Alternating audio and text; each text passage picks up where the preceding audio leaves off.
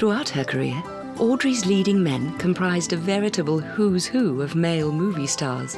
Not just screen idols of their time, they were also extremely good actors, many still considered amongst the best to grace the big screen. Audrey was very fortunate to begin her career working alongside the undeniable gentleman of the screen, Gregory Peck. You have my permission to withdraw. Thank you very much. Perhaps most fondly remembered as Atticus Finch in To Kill a Mockingbird, Peck remained a lifelong friend to Audrey. The pair shared a common bond.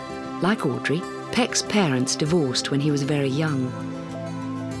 He also was a great humanitarian and actively supported many charities. At a 1987 fundraiser, at which Audrey was honoured, he paid tribute, saying, "There has been no one like her in movies before or since. She has an inner glow which can only come from an inner glow." Coincidentally, out of Audrey's leading men, Gregory Peck was one of 5 to star in films by Alfred Hitchcock. He appeared in 2. Henry Fonda, Sean Connery and Anthony Perkins each starred in 1, and Cary Grant made 4 films for the master of suspense.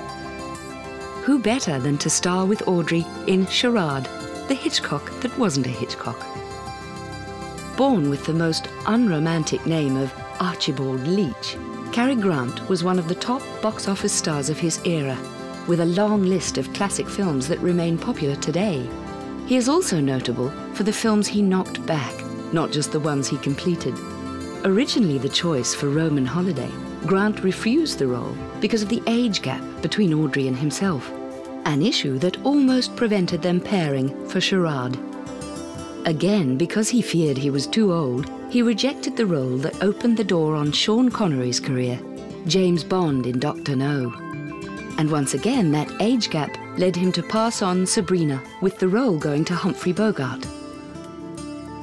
Star of several classic movies such as Casablanca, The Maltese Falcon and The African Queen, Bogart was down to earth and wouldn't tolerate anyone he thought pretentious or phony. He refused to play the Hollywood game, balking at inferior roles and establishing his own production company to pursue quality films. It was with considerable reluctance that Bogart had accepted the part of Linus Larrabee. Outspoken and fiercely independent, he clashed repeatedly with director Billy Wilder, drank heavily and distanced himself from his co-stars. He was also unwell, soon to be diagnosed with the cancer that would kill him at the early age of 57. His final words are said to have been, "I should never have switched from scotch to martinis." Fellow Sabrina star William Holden was unhappily married when he met Audrey. Both he and his wife openly had affairs, and by agreement, Holden, already a father, had undergone a vasectomy. Holden fell deeply in love with Audrey and talked of getting a divorce so they could marry. Audrey already longed to have a family and ended the affair when she learned of his vasectomy. Though they remained on good terms as friends, Holden never got over his love for Audrey. His film career included many outstanding films and brilliant performances, including his Oscar-winning role in Stalag 17.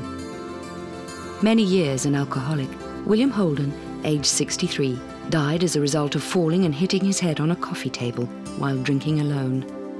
Medical reports showed that for 30 minutes he lay conscious and bleeding, but failed to call for help, which would have saved him. It was 4 days before his body was discovered. Although the age factor may have worried Cary Grant, it didn't deter Fred Astaire. A full 30 years older than Audrey, he never missed a beat, literally. He jauntily stepped out alongside her in funny face and happily danced on into old age.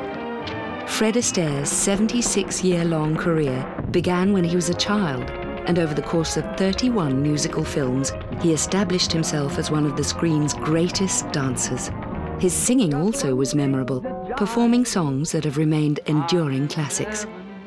He acted for most of his life and gave his last dance performance appearing alongside the great Gene Kelly in the documentary That's Entertainment. There were, of course, many other great actors as well as brilliant directors in Audrey's career. and she later said how lucky she was to have worked with such extremely talented people. By all accounts, the feeling was mutual. Marvelous that